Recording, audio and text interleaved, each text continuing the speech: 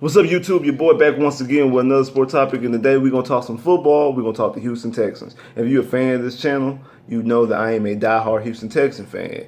And the Houston Texans suffered an injury this past week when it comes to their second-year wide receiver, Will Fuller. He broke his collarbone. He's going to be out 2 to 3 months.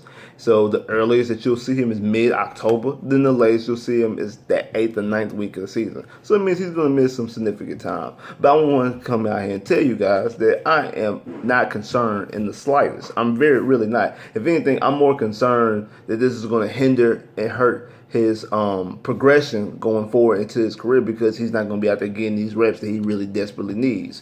But as far as the team in this season, I'm not really concerned. A lot of people are like, oh man, what we going to do? Will Fuller's going to be gone. Come on now, it's not like it's D-Hop.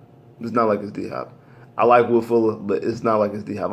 I'm highly hopeful for Will Fuller as far as him progressing and becoming a nice, good, solid receiver. But pump the brakes.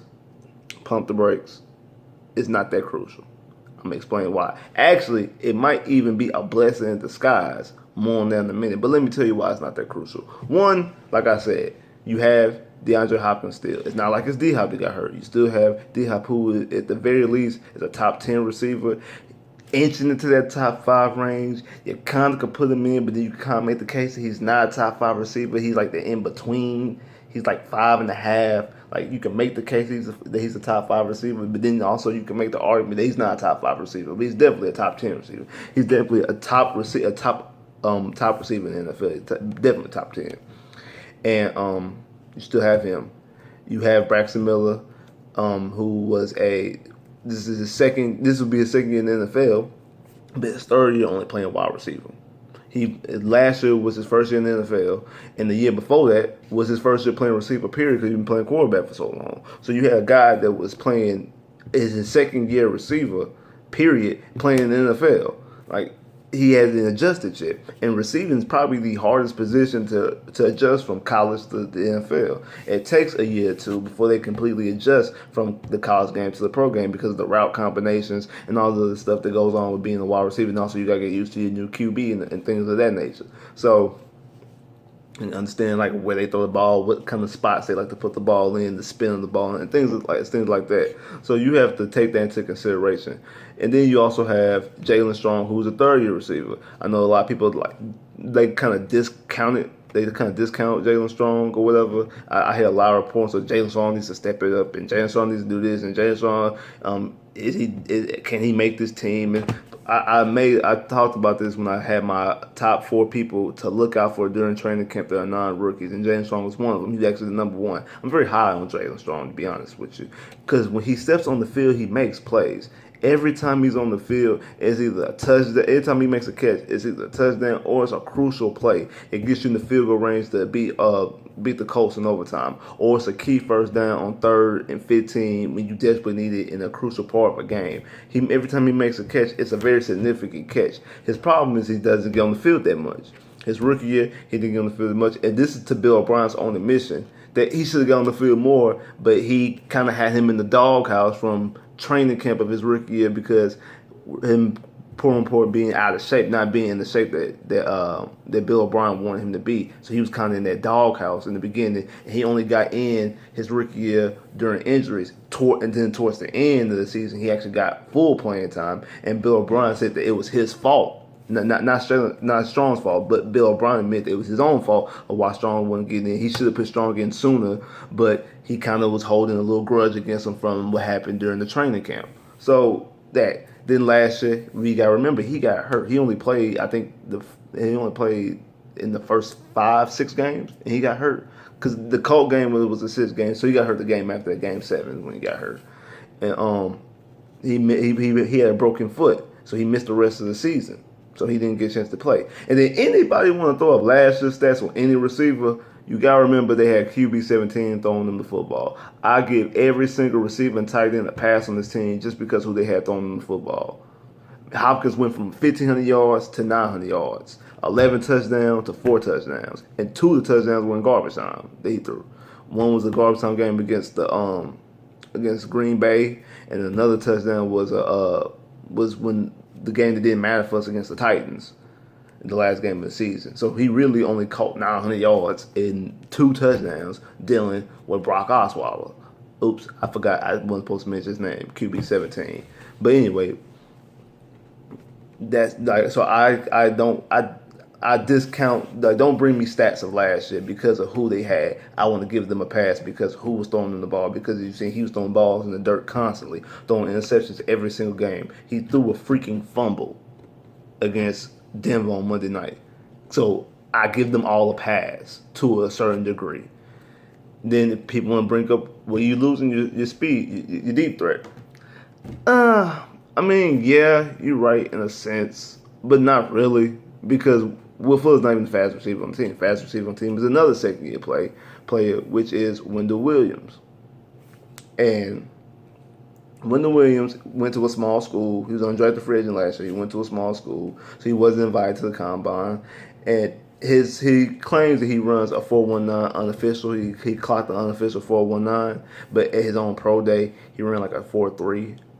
Like I said, he was invited to the combine, so he was able to have combine numbers like Will Fuller did. But during OTAs, him and Will Fuller and Akeem Hunt had a race, and it wasn't even close. Wendell Williams won the race. Akeem Hunt was second, and Will Fuller was third. And Will Fuller was definitely behind Akeem Hunt. And Akeem Hunt front foot was at the back heel of Wendell Williams. So if you plug and take Akeem Hunt out of the race, there's a full person ahead in between Will Fuller and Wendell Williams. That's how much faster that Wendell Williams is as Will Fuller. Now, he doesn't run as good as crisp routes as Will Fuller, and that's the reason why Will Fuller is a first overall draft pick. So, a first round draft pick, rather. So, like, you have to take those things into consideration. But he is faster. So if you want to use the deep threat part, he is faster than Will Fuller. Now, this is the reason why I say this could be a blessing in disguise. Like I just said earlier, and I said in the previous video, I'm very high on Jalen Strong. Now, another reason why Jalen Strong doesn't get on the field is because of Bill O'Brien and the system that he runs. He calls his receivers X and Y's. The X receiver is DeAndre Hopkins, which is the bigger body guy, the guy who can box out and catch footballs like they're rebounds, the guy who goes after 50-50 balls, the prototypical receiver, like, Dez Bryant, like Julio Jones, like Andre Johnson, like Andre Johnson, like Odell Beckham, like those type of big body build receivers. Those are the X's. The Y's are the sleeker receivers, the Antonio Bryant's, the fast shifty receivers, the Steven Smiths, like receivers of that nature. Like those are that's how he lists his receivers, X's and Y's. He wants to play his receivers X's and Y's. So he has Hopkins as an X, he has Strong as an X, he has Will Fuller as a Y.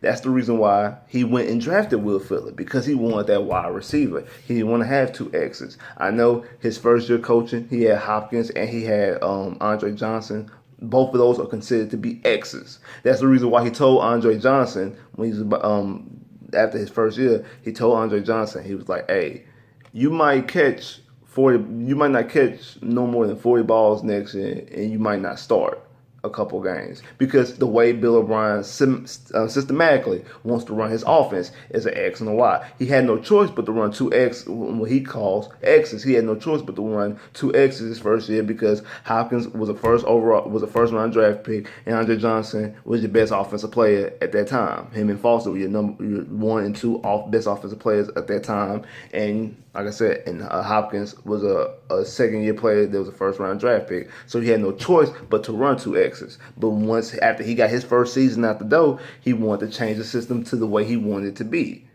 But now he might not have a choice, because people talking about Braxton Miller playing that Y, but Braxton Miller is your slot. So you might not have no choice for the first couple of games but to play your X and your X. And to be honest, I think that Jalen Strong is a better receiver than Will Fuller.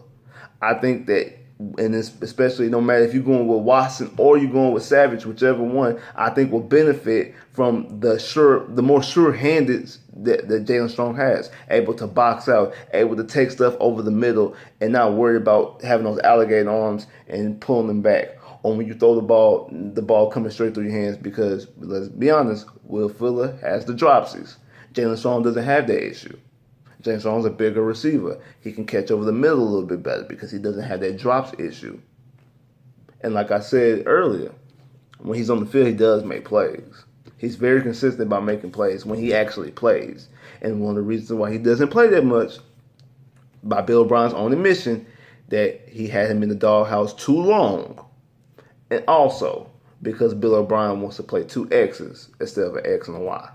I mean, he wants to play X and a Y instead of two X's. And he just needs to get past that, because you can't have everything the way you want it to be. And Bill O'Brien's a smart guy, and I'm pretty sure he's not going to just say, oh, I'm going to put an even worse receiver in just because he's a Y guy and then have these two X's over here. I think that Jalen Strong's going to get more significant time, and Jalen Strong's going to show you and everybody else that he is the better receiver, that he is actually, receiver for receiver, is actually better than Will Fuller. And then when Will Fuller comes back, they'll come out there and they'll run 3 and 4 receiver sets, and all of it be for naught. Like, share, subscribe if you haven't. Comment below if you haven't. Click that bell to get more videos if you disagree with me. If you think this is a big concern. If you think that the season is over because we don't have Will Fuller. If you think that Jalen Strong is sorry and they need to cut him and get rid of him, comment and let me know. Thumbs up or thumbs down, whatever you choose to do. Holler at me.